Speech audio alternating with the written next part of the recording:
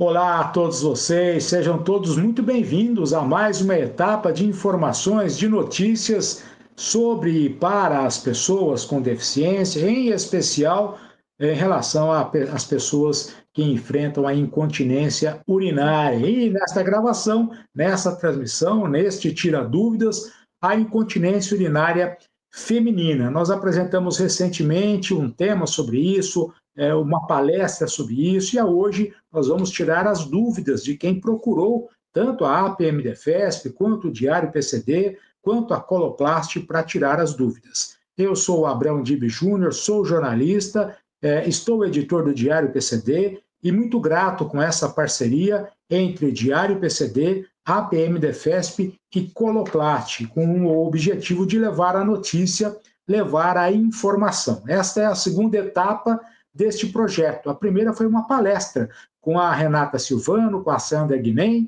e também falando sobre tudo isso que envolve incontinência urinária, mais especificamente feminina. Renata, tudo bem? Seja muito bem-vinda. Obrigado por mais uma vez estar conosco e tirar as dúvidas das pessoas que nos procuraram depois da palestra. Seja bem-vinda, Renata. Obrigada, boa tarde. É um prazer estar com vocês. A Renata, ela é fisioterapeuta pélvica e ela falou sobre esse tema na palestra que você tem o link aqui, na palestra anterior, que está disponível nas redes sociais do Diário PCD e também nas redes sociais da APMDefesp. A Sandra Guenem. Acertei agora, Sandra? É Guenem, tá certo. Acertei. A Sandra Guenem é assistente social, sexóloga, participou conosco também da primeira palestra, da primeira etapa, e hoje vem tirar as dúvidas de quem encaminhou as mensagens pelo nosso WhatsApp. Tudo bem, Sandra? Seja bem-vinda. Tudo bem, obrigada pela participação. Estamos aqui agora para tirar as dúvidas. Esse é o projeto da APMDefesp com a Coloplast. Nós, no mês, apresentamos uma palestra com profissionais da APMDefesp, profissionais convidados para falar sobre incontinência urinária. E depois, a etapa seguinte é tirar as dúvidas daquilo que nós transmitimos através das palestras. E hoje nós temos perguntas que foram encaminhadas para o WhatsApp 11 96304 9344. O Roland vai colocar na tela, o DDD é 11 96304 9344 para você encaminhar qualquer tipo de dúvida sobre incontinência urinária masculina ou feminina. Antes de iniciar as perguntas e respostas, o Roland separou para a gente uma matéria que foi publicada no jornal O Globo sobre a Coloplast. Tecnologia inovadora devolve autonomia e confiança a pessoas com retenção urinária. O link dessa matéria está na descrição desse vídeo. A segunda matéria, a condição possui tecnologia para tratamento incorporado no SUS, mas ainda sem acesso amplo. O produto já transforma vidas, como conta a empreendedora que recuperou a independência. Uma entrevista que foi feita pelo jornal O Globo com a Daniela Bezerra, que ela ganhou qualidade de vida com o uso de catéter inovador. Há 12 anos, Daniela Bezerra sofreu uma lesão na medula ao ser vítima de uma tentativa de feminicídio e ficou paraplégica. Muito além da questão da mobilidade, a jovem teve a rotina completamente alterada, também por conta da retenção urinária crônica, uma das consequências desse tipo de lesão que ainda hoje tem pouca visibilidade. A condição se refere à incapacidade de urinar ou esvaziar completamente a bexiga, sendo necessário o uso de catéter de forma intermitente. Renata, nós tratamos sobre isso na palestra anterior, você falou sobre isso, você trouxe as dicas sobre isso, e essa matéria é muito interessante para tirar essas dúvidas também. É um assunto que ainda é pouco debatido, não é, Renata? Perfeito, Abrão. Ainda é um tabu, né, quando a gente fala de incontinências urinárias e seus tipos. Então, o assunto, de fato, é bastante pertinente.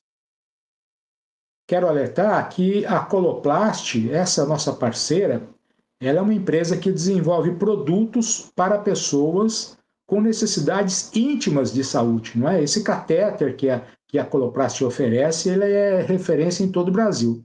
Tem uma outra matéria, Roland, a segunda matéria, que é sobre liberdade além da mobilidade, sobre retenção urinária. A retenção urinária é definida pela dificuldade em esvaziar naturalmente a bexiga. Não é uma doença em si, mas uma condição clínica causada, na maioria dos casos, por lesões medulares ou esclerose múltipla. Embora não seja tão conhecida, a retenção urinária afeta a vida e a liberdade de milhares de homens e mulheres do Brasil. E como afeta, não é, Sandra? A retenção urinária, ela é o início de alguns problemas que as pessoas enfrentam sem mesmo saber a causa inicialmente. Não é isso, Sandra? Abrão, nós temos aqui os cadeirantes, né? Temos as pessoas com deficiência aqui, a gente vê mesmo aqui na associação, né? Quantas vezes eles têm infecção urinária, né? Normalmente de repetição, porque a urina fica retida, né? Ficam alguns resíduos dentro da bexiga, e isso pode causar, assim, bastante infecção urinária. É um dos problemas, né, Renata? Que acontece. A gente vê muito disso, viu, Abrão? E é um problema muito sério, porque leva a internação e leva até a morte. Então, é um problema mesmo que tem que ser entendido, tem que ser conversado, tem que ser passado realmente pelo médico, levado a sério, porque é um problema grave. A associação, a APMDefesp, a Associação dos Policiais Militares com Deficiência do Estado de São Paulo, por sinal, quero convidar você a conhecer todas as redes sociais da APMDefesp. Ela hoje atende uma média de 7.000 famílias com deficiência em todo o Brasil. É uma associação formada por policiais militares da ativa e inativos, pensionistas, e que mantém a vida desses policiais que muitas das vezes foram vítimas da violência. Então, se você puder, conheça as redes sociais www.apmdefesp.com.br. Se você quiser conhecer mais sobre a Coloplast, é a mesma coisa, www.coloplast.com.br. Bom, mas vamos às perguntas que nós recebemos das pessoas que estiveram conosco. Por sinal, foi uma enorme audiência a nossa palestra, que foi transmitida pelo YouTube, pelo Facebook, tanto do Diário PCD quanto da APMDefesp. E as perguntas foram encaminhadas para o WhatsApp 11 96304 9344. E se hoje a gente não conseguir esclarecer todas as dúvidas, pode encaminhar sua pergunta que em uma outra etapa a gente vai tentar responder. Quero começar perguntando para a Sandra, uma pergunta da Kátia Dariva. A Kátia pergunta, Sandra, qual profissional devo procurar para me ajudar com o escape de urina? E aí, Sandra? Então, as nossas respostas agora, elas vão ser um pouco mais curtas, né? Porque a gente já falou a respeito do assunto, então não dá para explicar como é que é anatomicamente, né? Tem que ir lá e assistir o nosso primeiro bate-papo, né? Para entender melhor como é que funciona o mecanismo. Então, vamos responder aqui um pouco mais abreviado, tá? Então, é assim, Kátia, o que a gente fala do profissional? Primeiro, normalmente a primeira avaliação é com o urologista, né, se for o caso masculino, o feminino com a ginecologista, que é uroginéco, né? Normalmente a procura das mulheres é por essa especialidade, né? A fisioterapia pélvica, fisioterapeuta pélvica, também é uma profissional que também pode fazer essa avaliação. Mas normalmente é procurado primeiro por esses profissionais. Muitas vezes também vem do neurologista, porque vai depender das doenças neuropáticas, né, Renato? Então, vai depender de caso a caso, mas normalmente é o profissional da saúde que vai acabar atendendo para falar a respeito dessa perda urinária. Não especificamente uma especialidade, ou uma especialidade determinada, Sandra? Então, Abraão, tem assim, para ficar mais amplo, assim, por exemplo, eu sou uma sexóloga. Muitas vezes a pessoa vem primeiro passar com a sexóloga, então ela está com problemas de perda de urina, e isso na parte que está com o companheiro não está de acordo, está tendo perda urinária, então ela vai passar também com uma sexóloga, vai dizer, olha, meu casamento não está bem, eu estou tendo uma perda de urina, porque quando eu tenho uma relação sexual, e essa sexóloga pode dizer assim, olha, a senhora tem que procurar tal profissional. Então, qual é o tal profissional?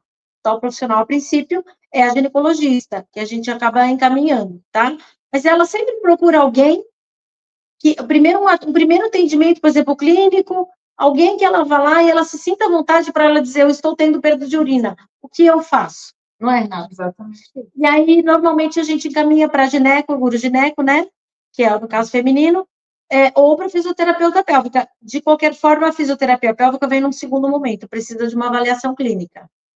Exatamente, porque o que pode acontecer? Às vezes, é necessária a realização de um estudo urodinâmico, né? E isso quem pede é o médico, é competência médica. Então, se faz necessário realmente passar com um uro, um gineco, enfim, para que possa fazer esse pedido. Normalmente também a ginecologista, quando você vai no atendimento com ela, tem também a tal do exame da tosse, né? Que elas fazem com que a gente fica numa cama de atendimento, e aí vem a fase do médico dizer, tosse, agora tosse mais forte, tosse mais fraco, para ver se realmente tem o escape de urina. Normalmente é o primeiro exame. Renata, a Sandra Costa, de Santos, pergunta, peraí, vamos continuar com a pergunta, a Sandra Costa, por que minha bexiga caiu? Vem de Santos essa pergunta, Renata. Então, Abreu, são vários fatores, tá? Não tem como a gente bater o martelo em apenas um fator.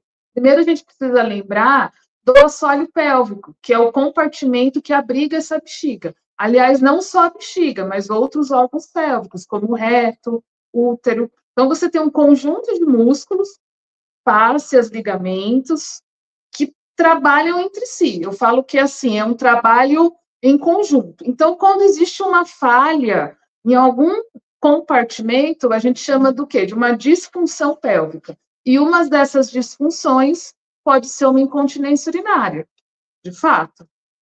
E assim, quando você, por exemplo, tem a fáscia muscular, né? Você tem uma perda dessa elasticidade. O que vai acontecer? O órgão acaba descendo. Então, a bexiga, a queda da bexiga, ela se dá por uma fraqueza, né? Falando resumidamente, uma fraqueza muscular, falha de fáscia muscular, ligamento, onde você perde essa sustentação. Então, a bexiga, ela acaba descendo. Retirada de útero, né, Renata, também. Mulheres que passaram, né, por cirurgias, né, você perde o apoio, né? Eu falo que, assim, os órgãos pélvicos, eles funcionam como um apoia o outro. Então, aquela mulher que passou por uma retirada de útero, a bexiga acaba, cadê a parede que estava segurando aqui? Não tem mais. Então, o risco dela descer é maior. Sandra, de Taubaté, a pergunta da Elizabeth Clausel. Clausel, desculpa se eu falei, se está errado, mas a Elizabeth é de Taubaté e pergunta por que na menopausa a incontinência é mais frequente. Tem isso mesmo na menopausa? A incontinência fica mais frequente, Sandra? Então, 60%, né, de chance da mulher ter mais risco de perda urinária, né, de incontinência na menopausa. E aí vem do que a gente está conversando aqui, né, a respeito de perda, né, perda de hormônios, né, a gente perde elastina, perde queratina, perde colágeno, e não perde só no rosto, não perde só na pele, né, a gente perde em órgãos internos também. E isso faz com que realmente tenha essa perda muscular, essa perda de força muscular, porque a gente está tendo uma perda total de um monte de fatores, né? E também, não só por isso, por exemplo, tem gente que pratica muito esporte de impacto durante a vida, que carregaram muito peso durante a vida, que tiveram muitas gestações, não é, Renata, na vida. Então, quando a gente vai chegando, então, na melhor idade, o que vai acontecendo? Com todas essas características juntos, realmente, são fatores muito mais fortes, né? São acontecimentos aí que durante a vida vão acumulando para a gente realmente ter essa perda de urina muito mais fácil. A pergunta se na menopausa a incontinência também é mais frequente para os homens fica para a próxima etapa, tá? Fica tranquilo que na próxima etapa Renata. Vamos falar sobre incontinência urinária masculina. Do interior de São Paulo, de Votuporanga, da quente Votuporanga, a Flávia Azevedo pergunta para a Renata Silvano, que é fisioterapeuta pélvica, o que a fisioterapia ajuda na incontinência. Bom, hoje a fisioterapia pélvica é considerada padrão ouro para o tratamento de incontinência urinária, seja ela qual for, porque são várias, né? Então, a gente vai trabalhar basicamente o quê? A musculatura. É treinamento dos músculos do assoalho pélvico. Então, quando você vai a uma academia, por exemplo, fortalecer sua perna, seu braço, no assoalho pélvico é no mesmo perfil. A gente faz a mesma coisa, usa carga, sobrecarga, óbvio com, né, condições assim especiais, com aparelhos específicos para isso. Mas basicamente precisa do quê? É fortalecimento dessa musculatura. Entendi. A Renata, ela atende, tanto a Renata quanto a Sandra, elas realizam atendimentos diários na APMDefesp, na sede central, que fica na zona norte de São Paulo. A APMDefesp, além da sede central, tem também representações na zona oeste, zona sul, zona leste, Mogi das Cruzes, Santos e Campinas, com profissionais que atendem não só os policiais, os associados, como também os dependentes diretos desses associados. Esse nosso trabalho faz parte de um projeto em que a APMDefesp e a Coloplast quer levar a informação a todos vocês sobre incontinência urinária, e o Diário PCD apoia esse trabalho de divulgação dessas informações. O interior foi muito forte nas dúvidas, viu? Os nossos associados do interior estão aí questionando muito. A Catarina Soares, de Jales, pergunta para a Sandra, como é feita a avaliação na pessoa que tem incontinência urinária? Olha, vamos tratar da mulher, né? A pergunta para a questão da incontinência urinária feminina. E aí, Sandra? A avaliação, então, ela é sempre feita por um profissional, como a gente tinha dito, né? Por um profissional especializado, que tenha relação com essa perda urinária, né? Como eu disse, ela passou por um profissional, o profissional identificou o que realmente está acontecendo, ele também vê que ela precisa de um atendimento especializado para perda de urina, tá? Então, seria lá, no caso, a ginecologista ou o urologista, ou os dois, que é o urogineco, né? Mas também, existe também não um contraponto, mas o que vem a somar. Também tem a parte psicológica, né? Porque a perda de urina, ela sensibiliza demais o ser, né? Eu acho que psicologicamente a pessoa fica tão doente quanto a parte da incontinência. Então, são vários profissionais que precisam ser encaminhados essa pessoa, né? Então, como a gente já disse, vai passar por avaliação de fisiopélvica, vai passar por avaliação de gineco, exames urodinâmico, o exame clínico, né, que é o que a Renata está falando. Então, toda essa rede de apoio, essa rede que especialista, né, nesse assunto, que possa tratar ou psicológico, ou realmente o físico dessa pessoa, esses profissionais todos estão envolvidos, tá? Boa. Nós temos o tema sobre incontinência urinária masculina. Fica ligado que nós estamos trazendo aí profissionais para falar sobre isso aqui nesse projeto entre Diário PCD, APMDefesp e Coloplast.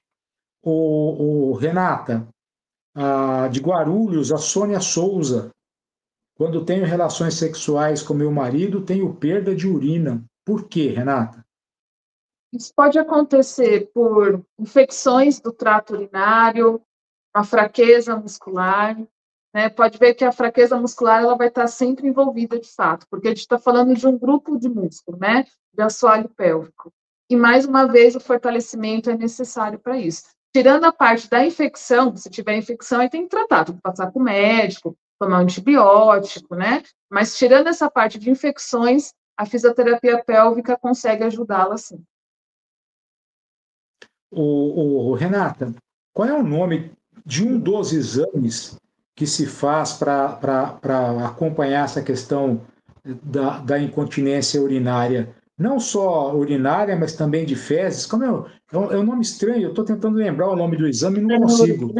Da urina, no caso, é o estudo urodinâmico, que é feito, pedido por médicos, né? No caso, um ginecologista, né? Que ele vai avaliar fluxo urinário, né?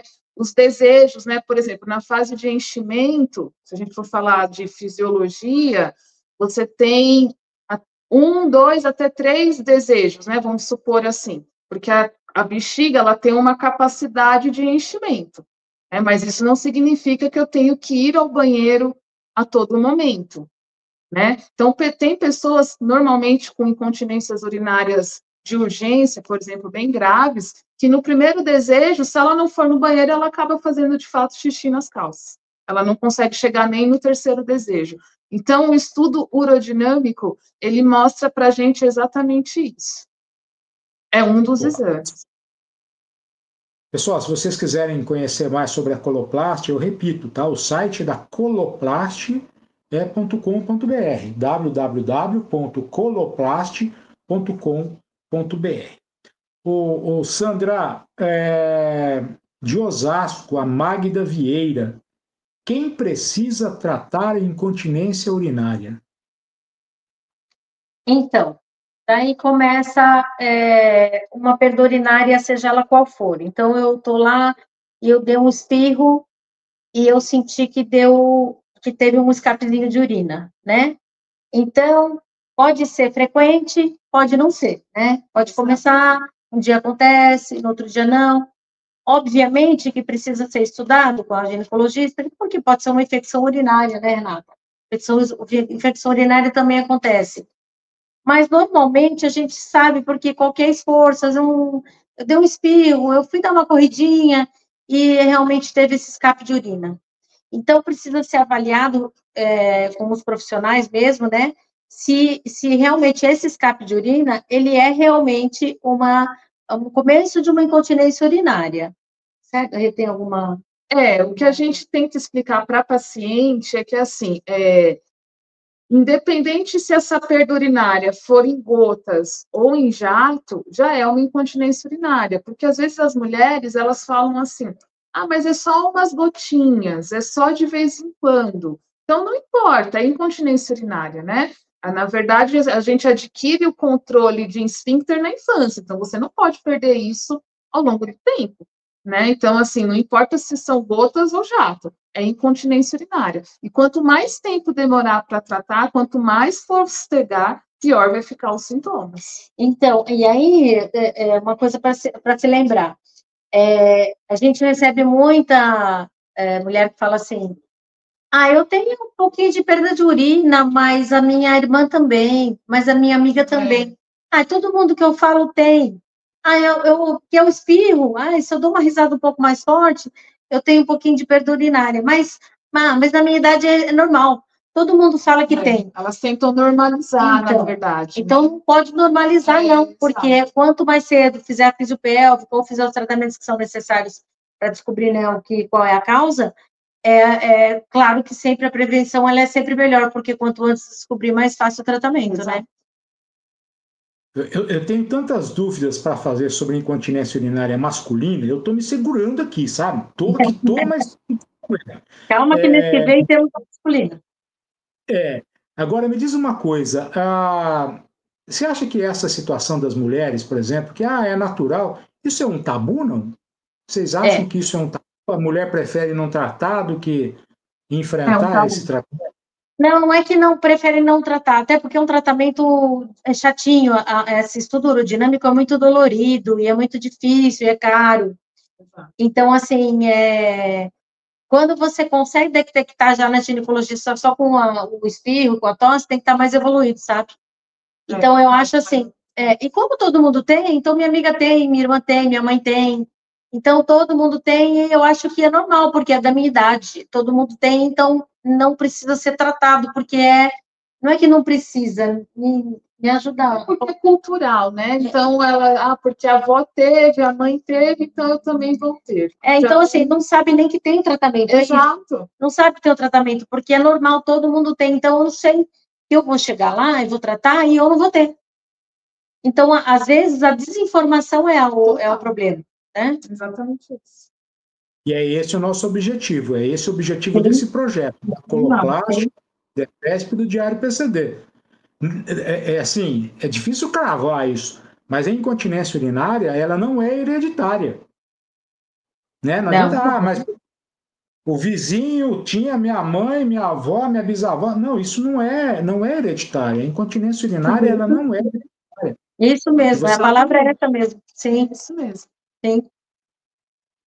Bom, caminhando aqui para mais uma pergunta, lembrando que a Carolina Tchakerian é a coordenadora clínica da APM-DEFESP, que supervisiona todo esse projeto que nós estamos desenvolvendo em parceria com a Coloplast.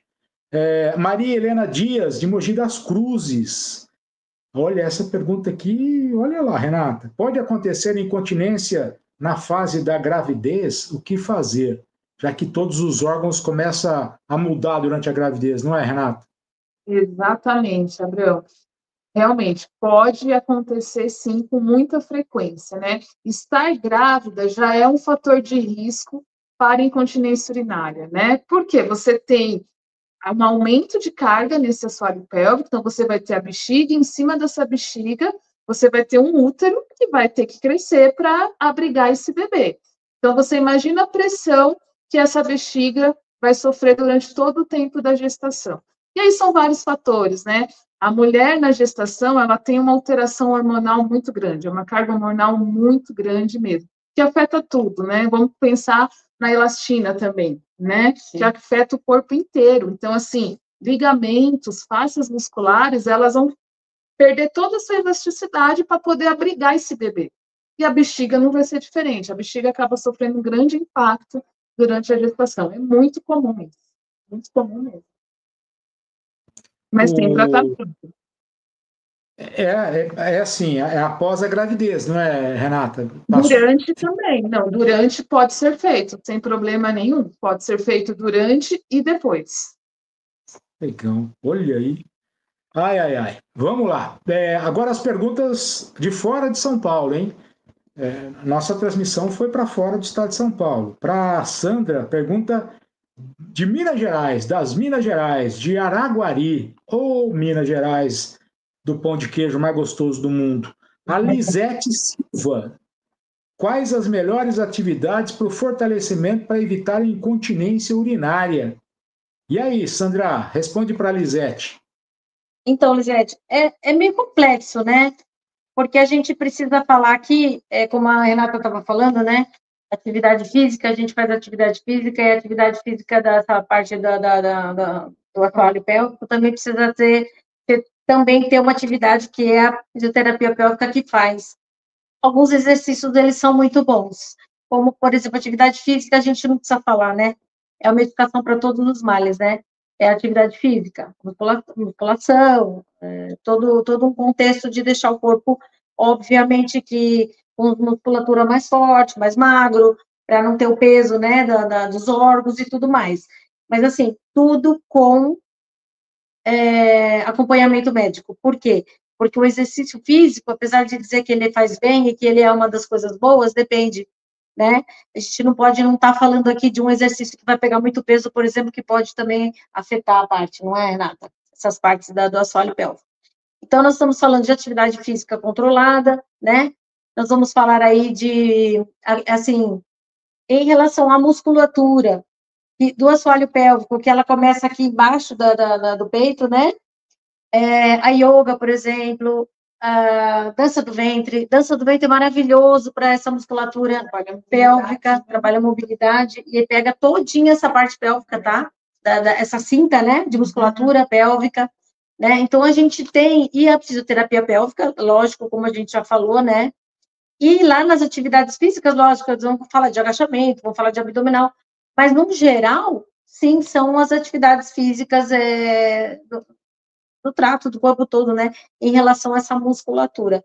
Alguma coisa mais, Renata, que você eu falaria do treinamento, né, dos músculos do assoalho pélvico. Então, primeiro você precisa ensinar essa mulher a ter consciência corporal, a ter consciência perineal, e depois você passar todo um trabalho de de contração, relaxamento, que é executado durante a atividade física. Então, isso é muito importante. Abraão, tem um detalhezinho só aqui.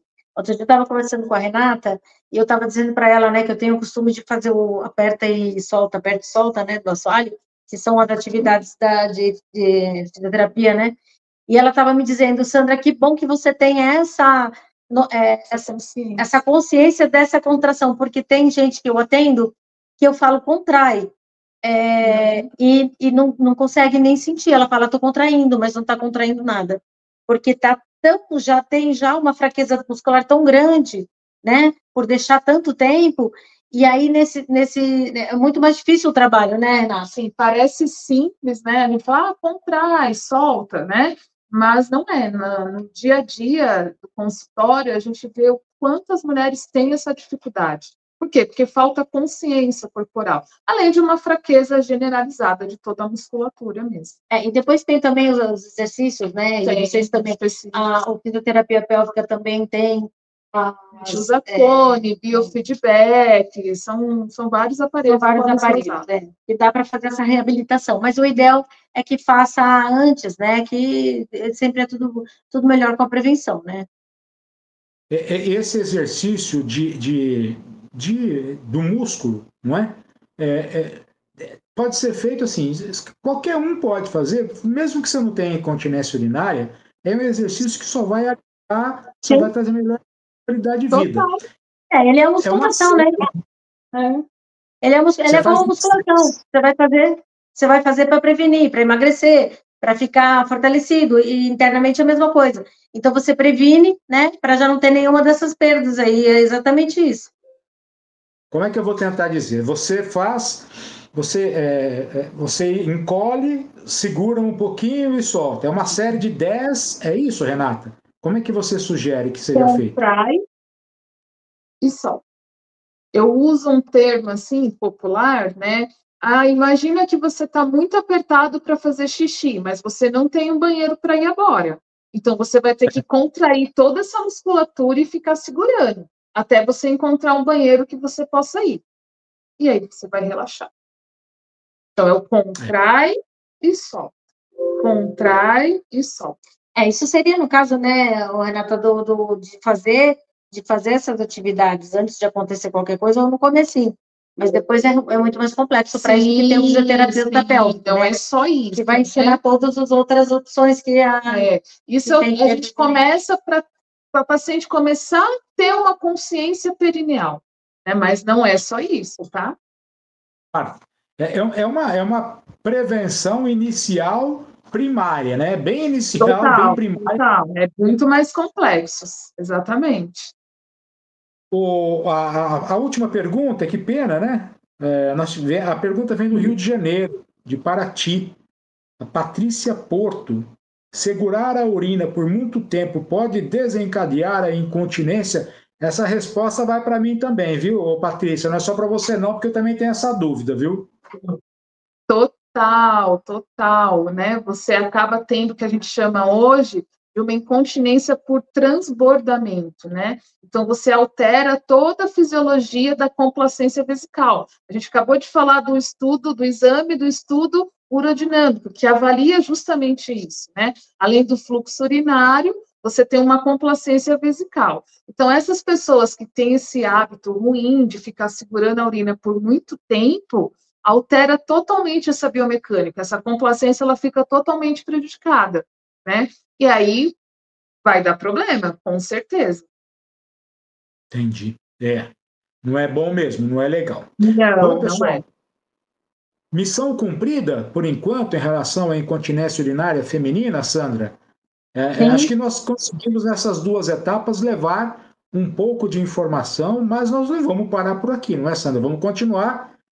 A segunda etapa desse projeto é a incontinência urinária masculina, e depois qual é a etapa, Sandra? É na sexualidade. Incontinência na sexualidade. Isso aí. Nos próximos meses, todo mês você vai ter um material, um conteúdo informativo desse projeto da Coloplast com a PMDFESP e com apoio do Diário PCD. Renata, quero agradecer imensamente a sua participação, a sua disponibilidade. a sua atuação por garantir qualidade de vida enquanto fisioterapeuta pélvica. Muito obrigado e, havendo mais perguntas, a gente encaminha para você, Renata. Com certeza, Bruno. Eu que agradeço. Obrigada pela oportunidade.